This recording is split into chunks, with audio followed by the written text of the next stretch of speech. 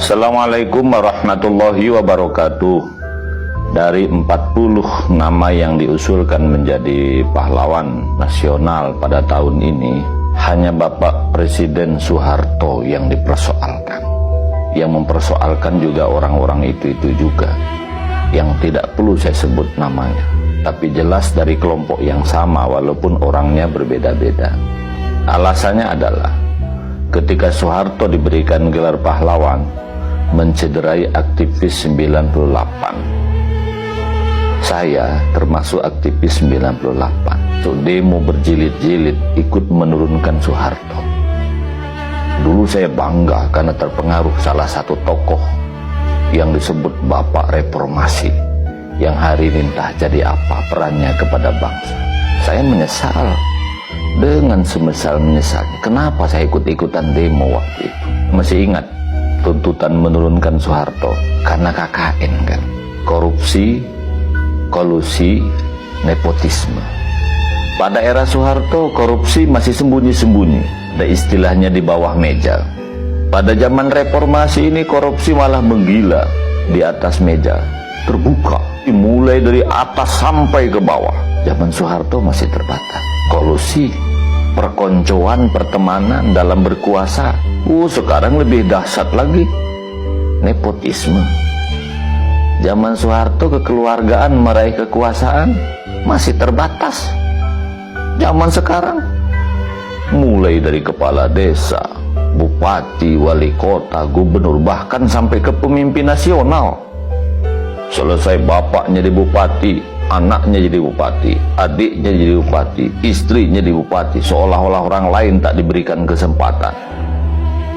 Sama dengan pemimpin puncaknya, sekelas presiden, sudah dia jadi presiden, anaknya pula harus jadi wakil presiden, kemudian menantunya pula harus jadi pemimpin daerah. Semua menggurita di dia. Begitu juga partai politik. Era Soeharto, pemimpin partai jarang yang karena keluarga, adik, keponaan. Sekarang lebih dahsyat. Apa itu yang kita perjuangkan dulu? Andaikan Soeharto hidup lagi, menangis sebenarnya melihat apa yang terjadi pada kita. Jadi dengan alasan mencederai 98 itu tidak masuk akal. Saya termasuk orang yang menyesal.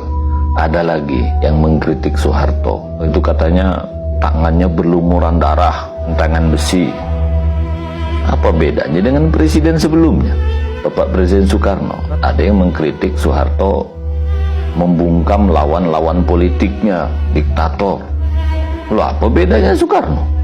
Tokoh pendiri bangsa, disingkirkan dia.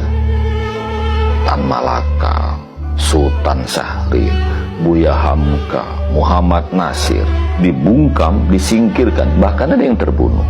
Kejam kan? Katanya Soeharto berlumuran darah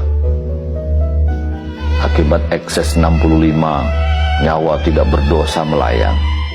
Apakah itu perintah Soeharto? Atau dendam kesumat orang yang sebelumnya dibantai oleh partai terlarang tersebut? Apa bedanya para era Soekarno? Revolusi sosial Kesultanan Melayu yang ada di Sumatera Timur, ribuan nyawa melayang. Kesultanan Bulungan, Kesultanan Melayu juga. Saya miris mendengar cerita itu sebenarnya ketika saya pergi ke Sumatera Utara, pergi ke Tarakan, Bulungan. Ribuan orang juga melayangkan. Pada zaman siapa? Soekarno, bukan? Pengikut Kahar Muzakar, teman Soekarno juga yang mendirikan bangsa ini. Sama. Semua orang ini punya masalah.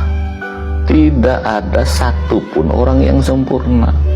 Bapak Presiden Soekarno saja dapat pahlawan sampai 3. Pahlawan keharmonisan umat Islam, itu bersama dengan Konferensi Asia Afrika. Pada era Soeharto juga diberikan pahlawan proklamator. Pada zaman SBY 2012 dapat gelar pahlawan nasional. Beliau punya kebaikan, tapi juga punya kesalahan, kan biasa manusia. Begitu juga zaman Soeharto. Pak Harto tampil ke puncak kekuasaan, di mana Indonesia hampir bangkrut, maka layak beliau menjadi pahlawan. Pada zaman Soeharto, politik stabil, tidak ada saksi di TPS itu mati sampai 500 orang. Harga-harga sembako murah, bisa dikendalikan.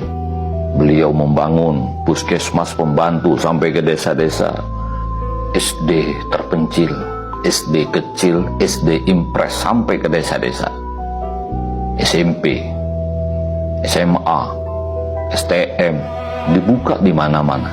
Perguruan tinggi, ada beasiswana yang namanya Super Semar. Pada era Soeharto, guru itu dihargai. Tidak ada wali murid melaporkan guru ke polisi. Di sekolah-sekolah diajarkan yang namanya pendidikan moral Pancasila. Murid hormat dengan guru, sesama kita tidak saling curiga. Fasilitas-fasilitas yang ada di desa-desa, ada yang namanya balai penyuluhan, ada kelompok capir, pembangunan terencana, repelita, janji-janji politik tidak muluk-muluk, konkret, real, pro wong cili.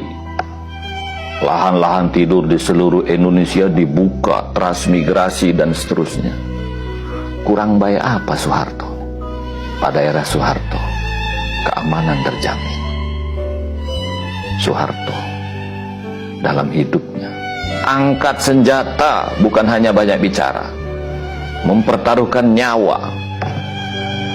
Setelah menjadi presiden, dia fokus mengembalikan ekonomi agar lebih pulih, stabilitas politik, fokus untuk rakyat.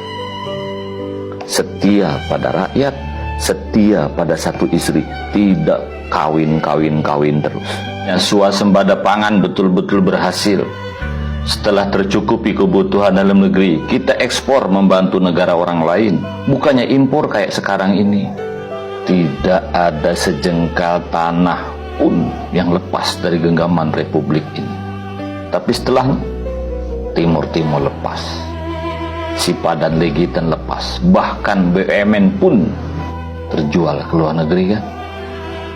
Pada zaman Soeharto juga, uang 50.000 bisa untuk menghidupi keluarga dalam 1 minggu.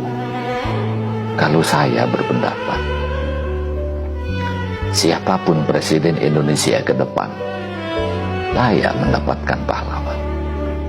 Meskipun dia mungkin ada kesalahan, karena manusia biasa.